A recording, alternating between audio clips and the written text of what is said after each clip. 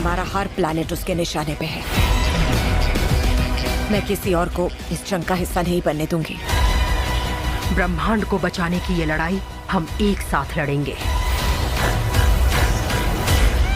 तो गाइज, अगर आप भी मेरी तरह एक अच्छी हॉलीवुड मूवी ढूंढते ढूंढते परेशान हो चुकी हो तो ये वीडियो आपकी मदद कर सकता है, क्योंकि आज की वीडियो में आपको हॉलीवुड की कुछ न्यू मजेदार एक्शन एडवेंचर से भरी हुई मूवीज के बारे में बताने वाला हूँ, जो कि आपको अभी के टाइम पे हाई क्वालिटी हिंदी डबिंग के साथ देखने को मिल जाएगी। लेकिन वीडियो शुरू करने से पहले मैं आप सभी लोगों से एक छोटी सी रिक्वेस्ट करना चाहता हूँ कि यार इन सारी मूवीज को ढूंढने में बहुत ज्यादा मेहनत लगती है, तो अगर आपने अभी तक हमारी चैनल को सब्सक्राइब नहीं किया तो मेक श्योर आप हमारी चैनल को सब्सक्राइब करके पास में जो बेल आइकन है उसे ऑन करके ऑल पे सेट जरूर करें, ताकि हमारी हर नई वीडियो का नोटिफिकेशन आप सभी लोगों के पास सबसे पहले पहुंच सके।